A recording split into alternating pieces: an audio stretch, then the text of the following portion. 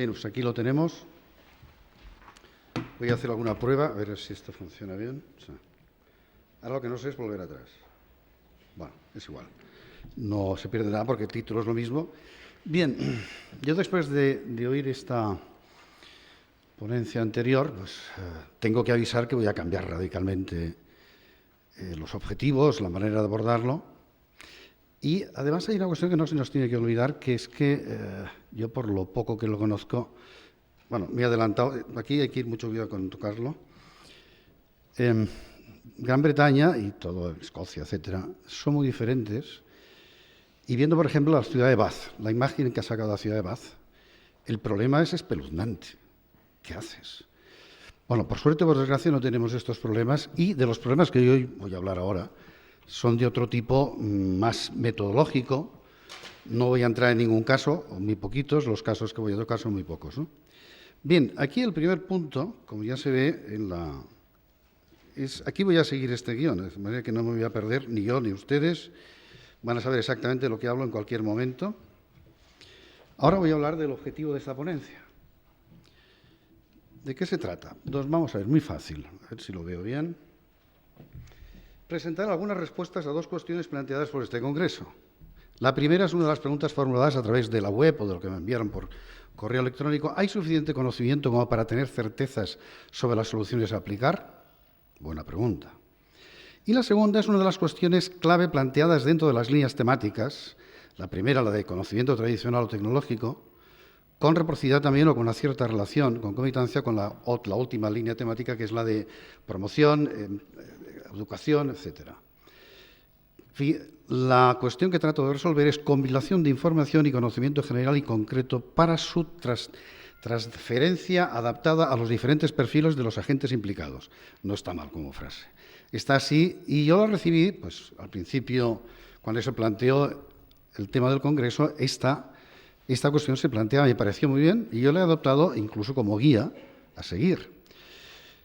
Obviamente, lo mejor es dividirla en tres partes, porque si no, pues no vamos a tener compilación, es decir, que es clasificación, ordenación según un determinado objetivo, transferencia, que no hace falta decir lo que es, y otra cuestión importantísima, que son los perfiles de los agentes implicados. De manera que como cuestión planteada me parece extraordinariamente positiva, porque es uno de los temas que hay que resolver, no sé si hoy, aquí o mañana, pero es un tema importantísimo. Los tres son importantísimos.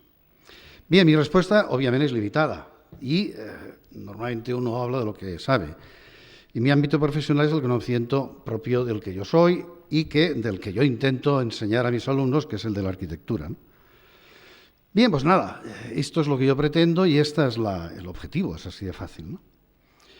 Bien, una ligera reforma del título. Normalmente los títulos no se cambian, yo sí que lo voy a cambiar. La razón es muy sencilla. Yo di este título mío al principio, cuando en realidad pues no sabía exactamente en qué se iban a ir concretando las diferentes aportaciones de todos los participantes, y a la vista de cómo se ha ido desarrollando de todas estas aportaciones, yo llegué a considerar que era un título como un poco pedante, y yo dije, no, mira, vamos a cambiarlo, porque aquí parece que yo no quiero dar lecciones a ninguno de los presentes, sí que quiero aportar mis ideas sobre aquellas cuestiones, lo que yo planteado al principio. Y al final hice un cambio un poco sencillo, que es decir, lecciones para mí. Lecciones para mí de esa investigación y de ese seminario, que yo soy solo. Obviamente formo parte de un grupo que le he denominado Grupo de Trabajo UPC, como muchas veces nos denominamos.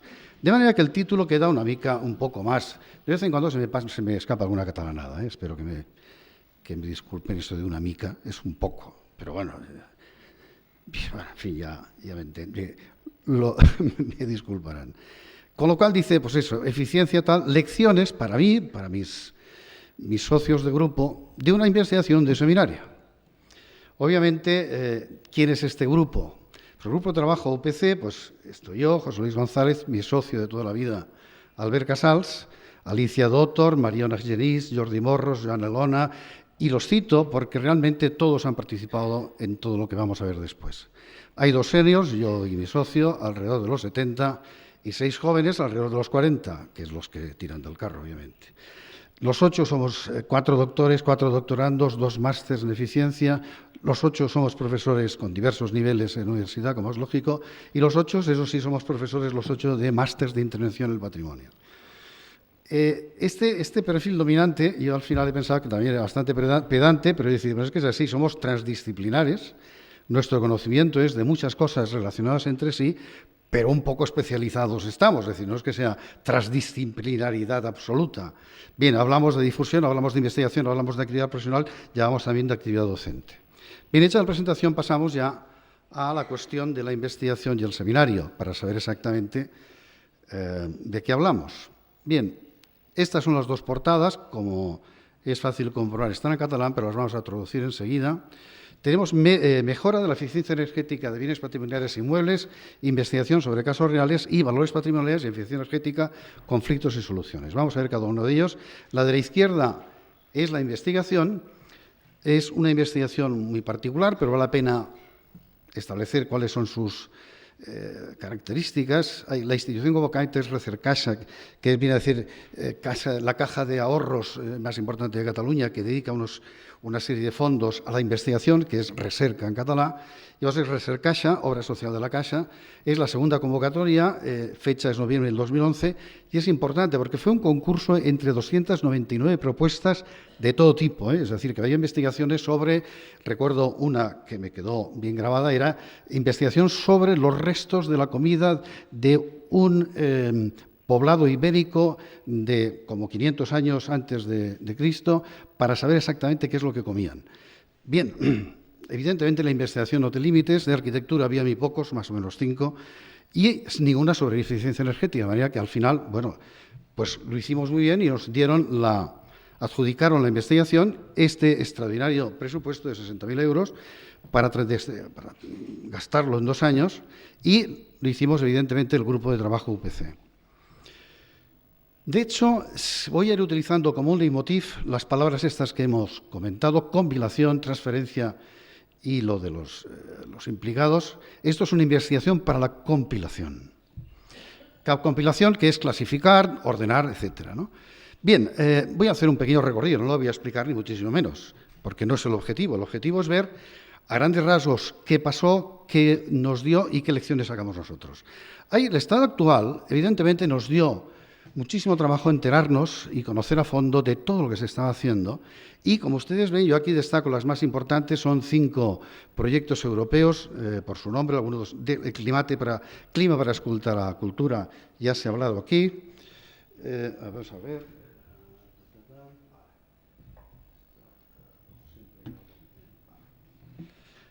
Bien, la cuestión es, ¿hay suficiente conocimiento como para tener certezas sobre? Yo no creo que haya suficiente conocimiento, el suficiente, pero yo creo que hay un océano. Es decir, cuando uno mira todo lo que se ha publicado en los últimos 5 años, fíjese en los presupuestos. Claro, yo hablo de 60.000 euros, aquí se habla de 6 millones y pico. Es decir, yo he intentado entrar a fondo en todos los resultados de estos proyectos, y no he podido, no tenía tiempo, estaría estudiando todavía durante varios meses. Es decir, conocimiento hay muchísimo, lo cual no quiere decir que haya que acabar, por supuesto que no. Pero el problema es la compilación y luego la transferencia. Es evidente que lo que nos ha enseñado el ponente anterior, hay toda una voluntad de transferencia brutal. Todas las publicaciones que yo en parte, no todas, algunas ya conocía, esto es una voluntad de transferencia fundamental. Pero también hay otra cuestión, que es la transferencia a quién. ¿Quiénes son los agentes implicados? Sigamos por aquí. Bien, métodos de investigación. Lo que hicimos es coger varios edificios de Barcelona. Este es un castillo que tiene su origen medieval. Este es un edificio también de origen medieval, una antigua masía reconvertida. Son 5 edificios. Este es un edificio del siglo XVIII. Cada uno de ellos, y aquí ya un edificio del siglo XX, pero con una apariencia anterior, y el otro ya más conocido, quizá algo más conocido, el Hospital de San Pablo, en el cual hemos estado trabajando también como profesionales. Estos 5 edificios los hemos sometido a un análisis de su comportamiento térmico en la medida de lo que han dado pues, la financiación. Y todo esto nos ha llevado también a hacer lo que propusimos, que es una guía que también surgió como consecuencia de mi participación hace más o menos un año en estas sesiones que hizo Casas Históricas aquí en Madrid. Una guía de buenas prácticas que lo que pretende es más o menos dar unas ciertas ideas a propietarios, no tanto profesionales. Bien, por otro lado, esto se lleva a unas conclusiones, que no las voy a leer todas, pero aparte de que ahora me va a ser difícil leerlas, porque se me ha quedado esto lejísimos. Yo normalmente estoy más cerca, claro, no las voy a leer porque además esto me va a llevar demasiado tiempo, pero en el fondo son conclusiones, por ejemplo, ya se ha comentado aquí y ha ido saliendo en la presentación anterior, hay algo importantísimo que no se nos tiene que olvidar, que hay que concienciar a los usuarios y a los propietarios que su edificio no va a funcionar nunca como uno del 21, que tiene que compensar esa carencia con la riqueza que tiene de tener un edificio patrimonial. Es decir, es imposible. Es decir, esto naturalmente es muy fácil decir para mí, es muy fácil decir para... Por otro lado, también de estas conclusiones también se deduce una cosa importantísima que hemos ido... Muchas de estas conclusiones son de este trabajo, pero también del que hemos hecho simultáneamente. Es decir, lo que es importante también es conocer muchísimo antes de intervenir en el edificio, conocer su comportamiento como tal. Bien, todo esto aparecerá escrito cuando convenga. Bien, el seminario es una actividad muy diferente, convocada también convocada por otra institución, el Colegio de Arquitectos de Cataluña. Hay antecedentes, esta sí que era la 36, la 13ª, no lo he dicho bien, convocatoria, que son una serie de seminarios que se realizan cada año en el Colegio de Arquitectos de Cataluña sobre un tema relacionado al patrimonio, que se hace también por concurso. Nosotros nos presentamos este título y nos dijeron que adelante. Bien, la financiación fue absolutamente autofinanciado a través de cuotas de los participantes y ayudas que hemos conseguido. 70.000 euros, o sea que, bueno, pues todo eso está bien. Es compilación y transferencia. Esto ya no es investigación, sino que es compilación y cómo se transfiere esta compilación. Hicimos son 3 días, jueves tarde, viernes y sábado, y el domingo se hizo algún viaje, esta es una vista del Colegio de Arquitectos, y el jueves por la tarde fue dedicado exclusivamente al estado de la cuestión. Vamos a ver, yo lo que sí que recuerdo es que todos los asistentes, que eran arquitectos, muchos obviamente de Barcelona, de Cataluña, pero muchos de toda España, nos felicitaron por la iniciativa que habíamos tenido. Es decir, esta es una iniciativa que no se ha tenido nunca en España. Eso es así. Yo la conocería, más que nada porque vivo en España, estoy metido en el tema. Es decir, que eso nos indica también, es una especie de indicio de que en España esto está pues, en un estado, podríamos decir, algo más incipiente que no en Inglaterra, o no digamos ya Austria, como hemos visto esta mañana. Bien, estado la cuestión en la que apareció Elena Nucchi, que hoy nos acompaña, que nos explicó de Europa, y después también Benedicter, un ingeniero italiano del Bolzano, que nos explicó una transformación de un edificio histórico en una casa pasiva absoluta, de prácticamente consumo nulo, que como ha salido varias veces, que en realidad es una hipótesis que no se conoce el resultado final porque no se tienen la capacidad de analizar los consumos, que esto va a pasar mucho. Se decía, hacemos muchos proyectos, pero luego si no se contrasta la hipótesis, que no deja de ser una hipótesis, vamos a conseguir reducir. Si no se contrasta la hipótesis con la realidad, que es el consumo, pues realmente son... Bien, siguiendo con hubo al día siguiente método, conocimiento del comportamiento energético del edificio, método, técnicas de intervención, conflictos y soluciones, lugares de culto, lo mismo pero edificios civiles, y ya el viernes, intervenciones, conflictos y soluciones internacionales. Aquí estuvo Historic Scotland, también un equipo de la Universidad de Ferrara, y también nos visitó algún representante francés, y luego ya por la tarde hubo la intervención, la eficiencia a nivel urbano, el recinto del Hospital de San Pablo, que es una de las operaciones de restauración más potentes o de reutilización o de intervención en el patrimonio más potentes. Yo creo que es la más potente que se está haciendo en Barcelona, seguro. En España ya no lo sé. Y todo esto se ha hecho naturalmente con una promoción por parte del hospital buscando el mínimo coste energético. Bien, todo esto, ¿a qué lecciones nos han llegado a este grupo de trabajo? En la línea profesional voy a hacer este plano, más que nada situarnos en los años antecedentes, porque si no es difícil saber esto cuándo fue, cuándo dejó de ser. Bien, esto ha sido el 2013, la investigación. Bien, esto, una cuña que he puesto, que este mismo 2013 yo tuve esta participación en esta sesión que hizo aquí un año Casas Históricas, que para mí, como siempre, supuso una experiencia muy interesante, pero siguiendo con lo que estamos hablando, en la investigación anterior, estos son de estos 2 años, y yo quiero hacer referencia a algo que está como precedente de esta investigación. Se ha hablado esta mañana de la cuestión de la normativa, ya lo haremos también mañana. Si yo tuve esta iniciativa de la cuestión energética es porque había llevado una lucha bastante aferrizada, dura con la Administración Pública, el Ministerio de la Vivienda entonces, en relación con el Código Técnico. El Código Técnico ignoraba de raíz que los edificios históricos no lo pueden cumplir. Todo esto ha llevado muchísimo tiempo, al final lo hemos conseguido, pero ¿cómo? La eficiencia energética sí que ya se sabía desde el principio que tampoco era difícil, se fue posponiendo hasta que, como consecuencia de este impulso, ya nos dedicamos a ella.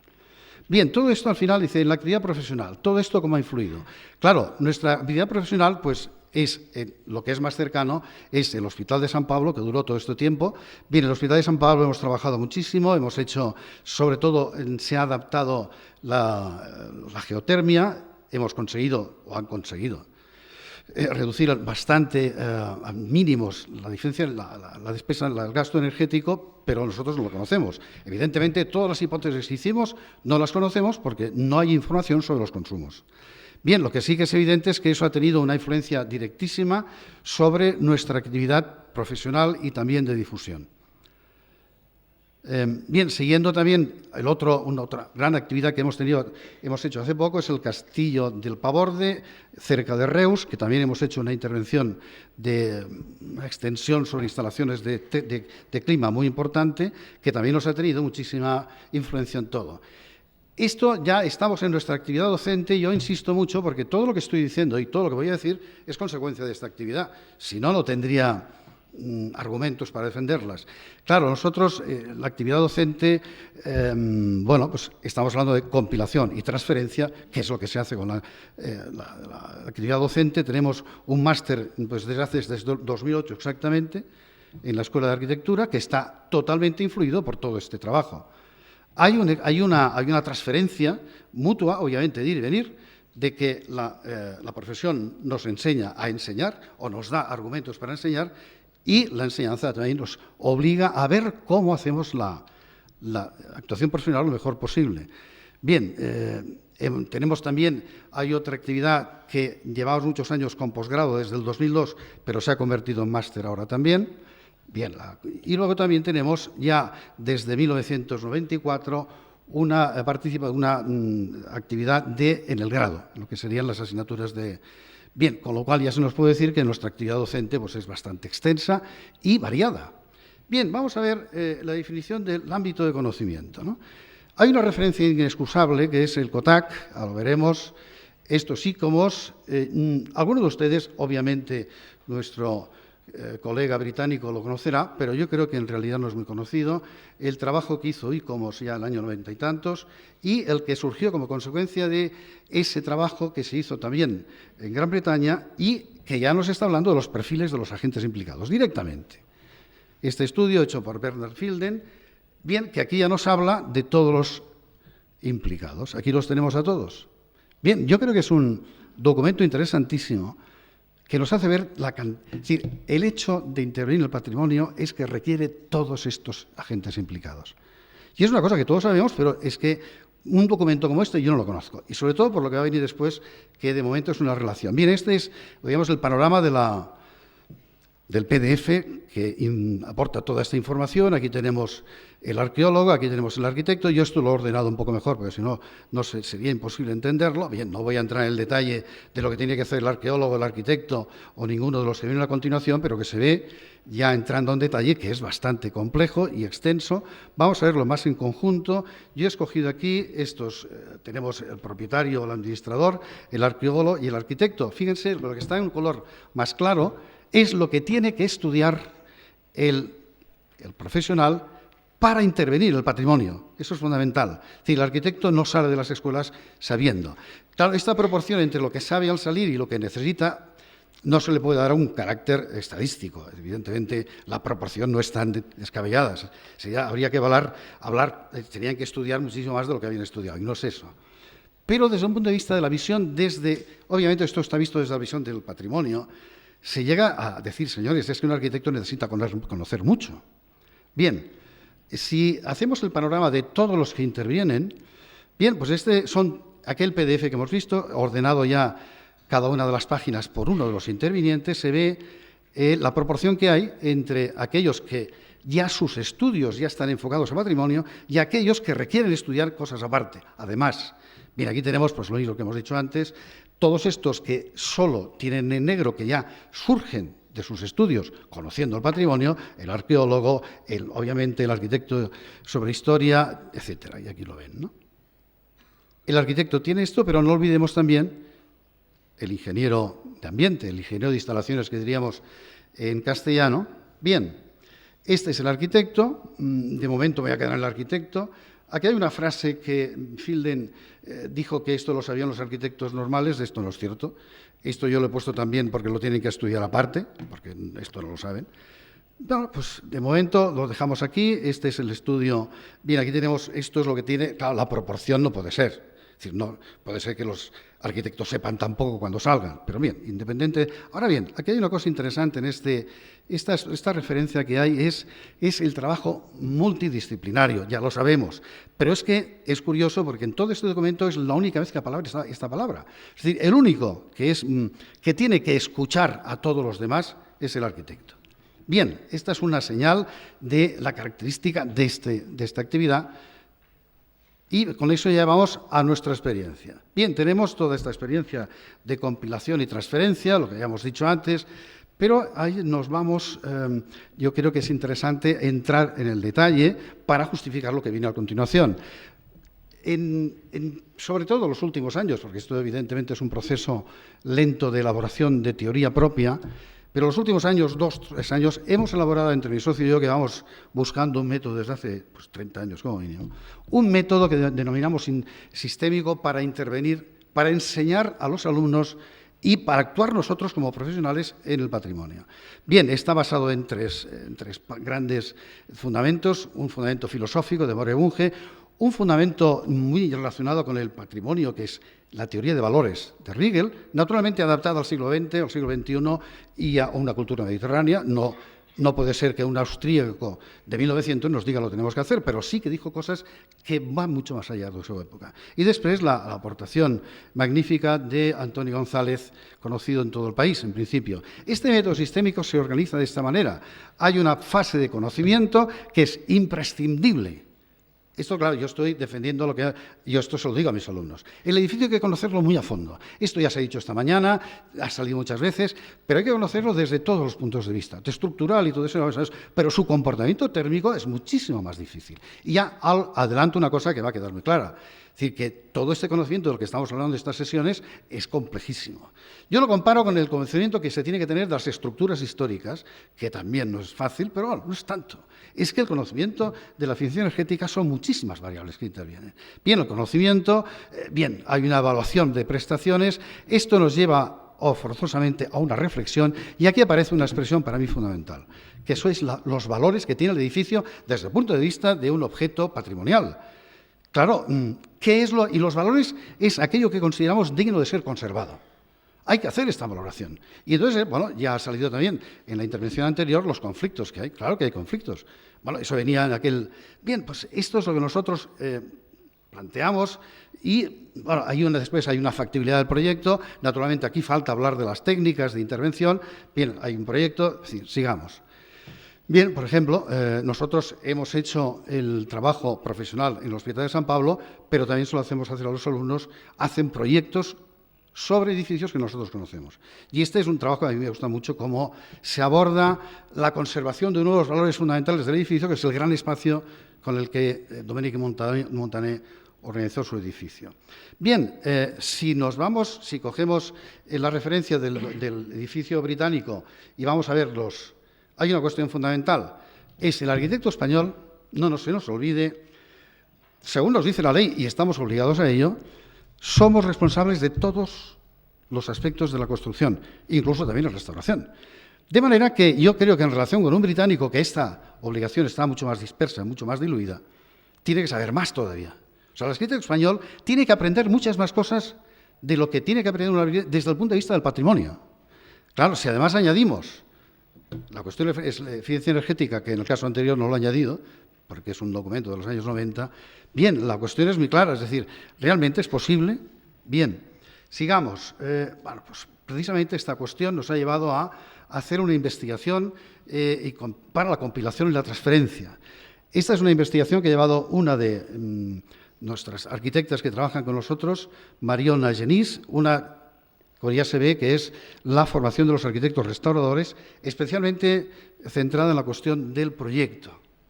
Bien, no voy a entrar en detalles, por supuesto, pero sí que hay algo, yo creo que acabaré, exacto, tranquilo. Sí. Vamos a ver, 3 detalles, una tesis así imposible de ver en menos de 2 horas. Se parte de una idea muy clara, ¿no?, que es la transdisciplina. Vamos a ver, para organizar bien un proyecto tienen que intervenir varios especialistas, eso está clarísimo, está muy claro. Y tiene que haber una fusión entre ellos, eso es lo que se llama ya desde hace muchos años transdisciplina. Pues es así, es decir, no es suficiente el que se reúnan varios y no sepan el lenguaje común. Partimos de esta idea y de esta manera enseñamos a nuestros alumnos, hasta el punto que les hacemos hacer, es todo un sistema didáctico que conoce muchísimo mejor la doctoranda que yo. Cada uno de ellos tiene un rol. Hay un arquitecto que hace de arquitecto, entre comillas, el otro hace de historiador, el otro le hace de conocimiento profundo de construcción histórica y el otro hacía también de restaurador, pero como consecuencia de toda esta experiencia que tenemos de estos trabajos que hemos hecho, de la investigación y del seminario, nos hemos dado cuenta que tiene que intervenir un especialista en eficiencia energética, de manera que aparece en este puzzle que se dice en términos didácticos, este puzzle de intervinientes, aparece uno expresamente dedicado a esto porque es tan complicado como cualquiera de las o más. Esta es una gran conclusión de toda esta experiencia. Bien, incluso se llega a que estos alumnos, hay algunos de ellos que pueden ser auténticos especialistas y que estudian de una forma más centrada este aspecto y actúan dentro del equipo como especialistas de eficiencia energética. Bien, perfiles de los agentes implicados. Hemos olvidado uno importantísimo, que ya ha salido antes, que es el ingeniero. Entonces yo vuelvo otra vez a este documento y yo me quedé muy sorprendiéndolo y leyéndolo, que ya en aquel entonces, fíjense ustedes lo que decían. Es decir, que necesita, esto está escrito en los años 90. Bien, yo me quedé maravillado que esto estuviera escrito en los años 90 diciendo es que tiene que conocer las cualidades que tiene el edificio desde el punto de vista de la inercia, etcétera, para ya participar en el proyecto conociendo esto. Bien, yo pregunto, ¿realmente existe este tipo de ingeniería en Gran Bretaña? No lo sé, me gustaría que alguien en otros países europeos, desde luego, aquí no. Mi experiencia en este aspecto, por ejemplo, la experiencia que hemos tenido en el Hospital de San Pablo, es decir, hay una gran dificultad de entendimiento con los ingenieros. El caso que vamos a explicar mañana, hay los dos, y podemos hablar de los dos casos. Bien, siguiendo ya con esto, ya llegamos, yo creo que ya han ido saliendo todas, cuestiones planteadas por el Congreso. ¿Hay suficiente conocimiento? Bien, nunca podemos decir que sea suficiente. Cuanto más mejor, porque hay una especie de principio fundamental de la intervención en el patrimonio. No hay dos edificios iguales, desde el punto de vista del comportamiento y la manera de intervenir en ellos.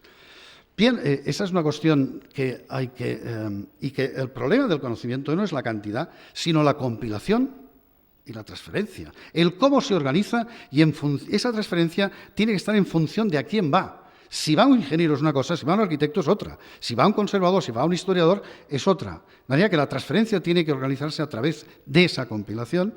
Y hay otra cuestión que no hay tiempo para hablar, pero me gustaría hacer, un toque, que sería bueno que alguien lo comentara, que es el propio título de esta sesión, que es conocimiento tradicional y conocimiento tecnológico. Claro, es que esto es importantísimo, porque el conocimiento tradicional es lo que nos permite entender un edificio histórico sin haberle metido ningún tipo de instalación. ¿Cómo se comporta? Bien, pues esto forma parte de ese conocimiento del que tenemos muy poco. Bien, ya, pues compilación, ya no voy a decir más. Yo creo que ya lo he dicho todo, y de hecho ya lo he dicho todo, de manera que, bueno, ya está. Es decir, que yo me falta un minuto, ¿cuánto me queda? Ya está, ¿no? ¿Me queda un minuto? Queda un minuto, José. Voy a repetirlo todo, pero de una forma así como más sintética. No, ya está. No, mira, déjenme mirar, tenía las notas que no haya olvidado nada, yo qué sé. Es decir, a veces con las prisas, pues yo que lo he dicho todo, ¿eh? Sí, bueno, quería también decir que este conocimiento de lo que estamos hablando es muy reciente.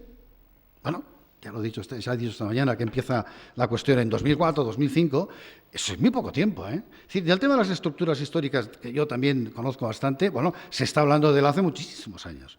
Mal o bien, claro, pero es un problema planteado hace muchos años.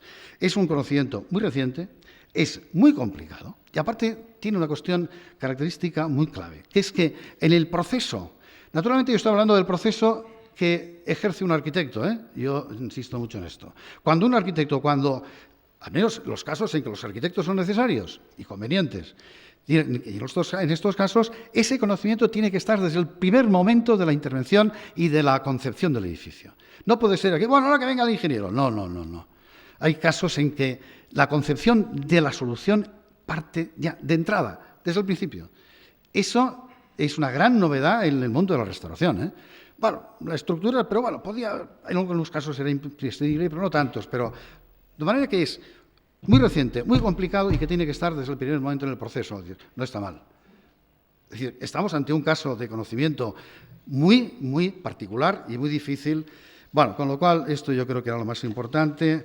Entonces, ya para acabar, ya acabo, sí. ¿Quién tiene que ser el experto? ¿Quién creemos que tiene que ser el experto en estos temas? ¿Tiene que ser el arquitecto que sepa de instalaciones? Eso es lo que se ha dicho muchas veces. ¿Tiene que ser el ingeniero? Ojo, el ingeniero, podríamos decir, habitual, pero que sepa de construcción histórica, del comportamiento y sepa lo que es el patrimonio, con todas sus limitaciones. Bueno, yo creo que es una discusión que tenemos que hacer, es decir, porque es que hay que organizarlo. Ahora hay un vacío de conocimiento espectacular. Cuando uno trabaja en este campo, te das cuenta, trabajando con ingenieros, tenemos una experiencia de 2 ingenieros, pero vamos, uno de ellos es una excepción, que sabía lo que era el patrimonio. Pero la gran mayoría no, pero no porque sean malos o buenos, porque nadie se lo ha explicado. Bien, nosotros después de hablar mucho hemos llegado a la conclusión que el más preparado es el ingeniero. Siempre que reciba, además, si cuando acabe lo que decía que el ingeniero también necesita meterse en el patrimonio, que reciba esos conocimientos de edificios históricos, cómo eran, y después de las limitaciones que da el patrimonio. ¿De acuerdo? Pues gracias por su atención.